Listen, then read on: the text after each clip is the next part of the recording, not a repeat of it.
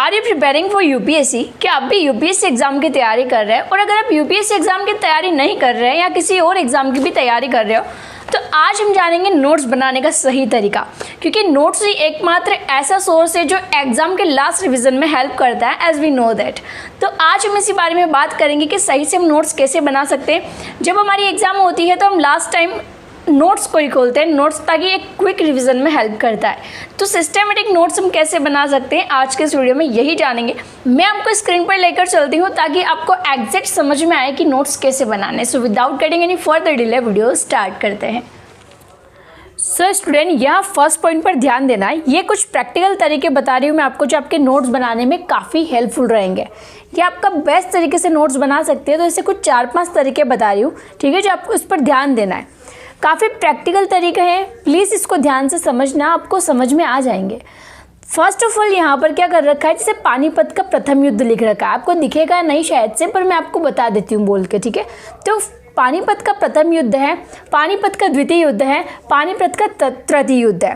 तो ऐसे आपको सीरियल वाइज तो सब जगह मिल जाएंगे, पर आपको क्या करना है, एक पर्सन को लेना है, बाबर, हुमायूं, किसी को भी, ठीक है, और उसके सारे युद्ध लिखने हैं। Got it? मैं आपको क्या बोल रही हूँ, आपको क्या करना है, किसी भी एक पर्सन को लेकर उसके बारे में, उसके सारे युद्धों के बारे में लिखना है।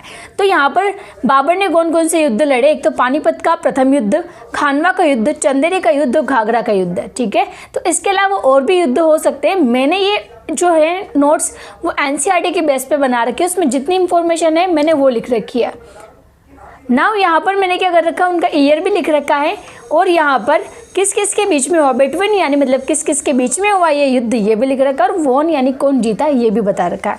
इनकी डेथ कैसे हुई ये भी बता रखा है। नाउ नेक्स्ट मैंने बता रखा है हुमायूं के युद्ध कौन कौन से थे।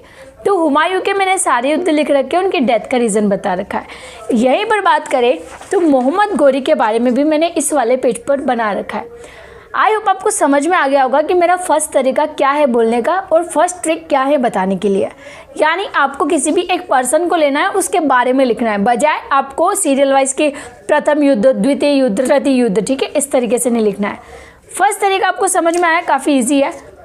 अब सेकेंड तरीका ये होना चाहिए, जैसे कि ये नोट्स है स्टार्टिंग हिस्ट्री के, है ना, मैंने बनाए थे ये एनसीईआरटी के बेस के नोट्स है। तो यहाँ पर देखना ध्यान से, ये है बृहदत्त वंश, यानी जो फर्स्ट वंश रहता है बृहदत्त वंश। इस पर मैंने क्या कर रखा, बृहदत्त जो था उसका पुत्र कौन था, जरासंध।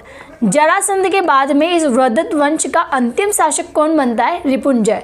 और रिपुंजय की डेथ कौन करता है, उसका मंत्री पुलिक, यानी उसके मंत्री पुलिक ने उसकी हत्या की।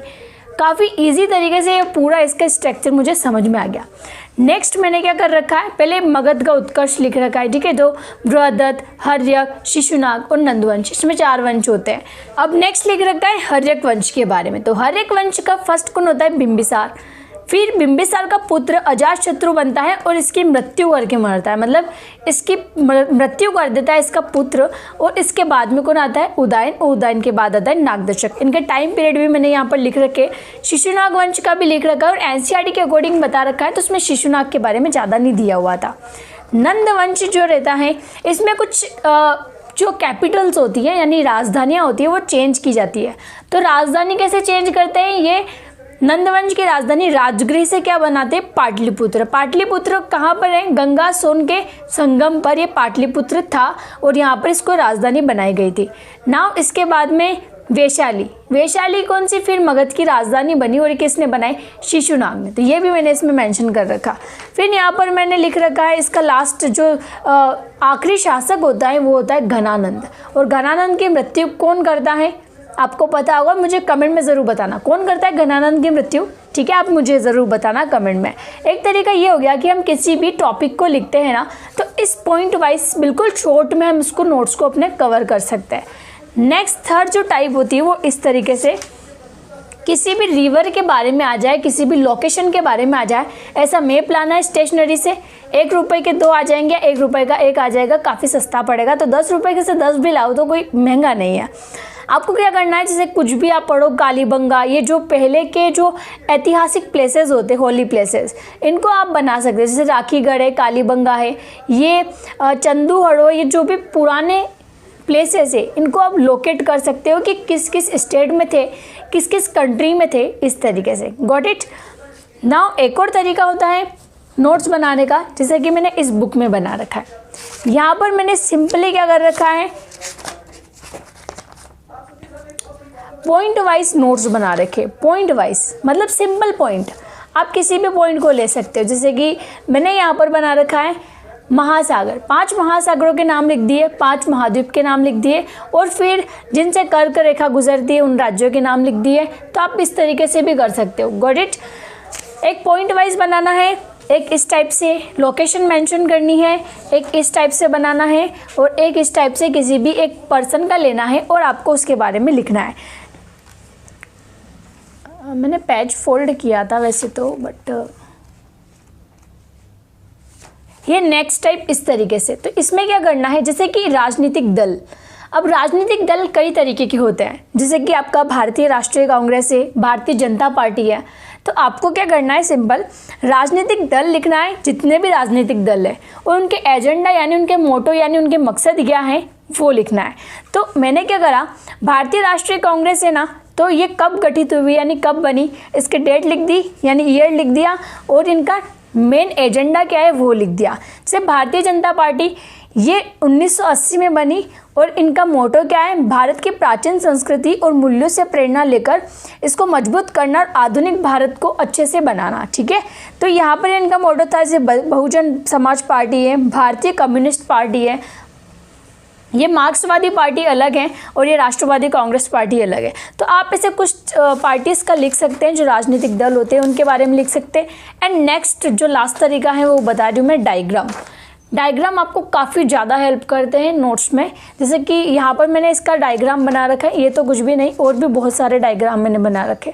जैसे कि ये समझ में नहीं आए तो डायरेक्ट अपन देख सकते हैं कि उष्ण कहाँ रहता है, विषुवत रेखा कौन सी होती है, पृथ्वी है, और जो इसका ऊपरी पार्ट है ये अपना शीत कटिबंध कहलाता है, ये शीतोष्ण कटिबंध कहलाता है, ये वाला पार्ट। तो इस टाइप से इस डिग्री से लेकर इस डिग्री तक होता है शीतोष्ण कटिबंध। आपको समझ में आ गया होगा क्या बता रखा है। नाव ये जो पृथ्वी है इसका ये इतना पार्ट सौरमंडल कहलाता है, इसको बोलते हैं आकाशगंगा। फिर उसके ऊपर होता है ब्रह्मांड। काफ़ी बहुत इजी तरीके से आप डायग्राम से समझ सकते हैं। तो मैंने आपको कुछ तरीके बताए जिनकी हेल्प से आप अपना इजी तरीके से बेस्ट तरीके से नोट्स बना सकते हैं, जो आपको रिवीजन में क्विक रिवीजन में हेल्प करेंगे। फर्स्ट तरीका डायग्राम हो गया। सेकंड तरीका ये इस टाइप से हो गया, किसी भी पर्सन के बारे में आप उसकी पूरी डिटेल लिखें। जैसे कि हिस्ट्री में ये आपको काम करेगा, अगर आप हिस्ट्री में किसी के बारे में लिखो तो आप इस तरीके से करना। सेकंड आप इस तरीके से, ये थर्ड टाइप है। थर्ड टाइप में आप ऐसे करना, किसी भी एक वंश के बारे में इस तरीके से सारी इंफॉर्मेशन लिख देना। एंड फोर्थ टाइप आप इस तरीके से कर सकते हैं कि सारे पॉइंट वाइज लिखो। ठीक है। एंड फिफ्थ इस तरीके से हो जाएगा कि किसी भी आप रिवर के किसी भी लोकेशन के बारे में मैप में लोकेट करना सीखो। आई होप आपको समझ में आ गया होगा मैंने आपको क्या बताना चाहा।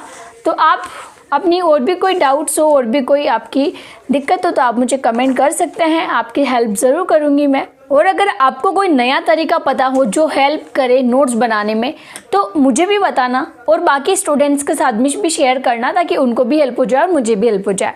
सो वीडियो कैसी लगी आपको कमेंट में ज़रूर बताना। ऐसे वैल्यूबल इंफॉर्मेशन के लिए आप स्टडी कैफे से जुड़ सकते हैं। आपकी कोई इन्फॉर्मेशन या क्वेरीज हो या कुछ पूछना हो, डाउट हो, तो आप बिल्कुल कमेंट कर सकते हैं। मैं हमेशा आपके लिए फ्री टू हेल्प करती हूँ। ठीक है। तो ऐसी वैल्यूबल इन्फो के लिए आप मेरे टेलीग्राम से भी जुड़ सकते हैं। वहाँ मैंने काफ़ी सारी फ्री आपके लिए बुक्स PDF डाली हुई है, तो बिल्कुल जाके चेक करना और अपने दोस्तों के साथ इस चैनल को ज़रूर शेयर करना ताकि उनको भी हेल्प हो जाए। सो मिलते हैं नेक्स्ट वीडियो में। जय हिंद।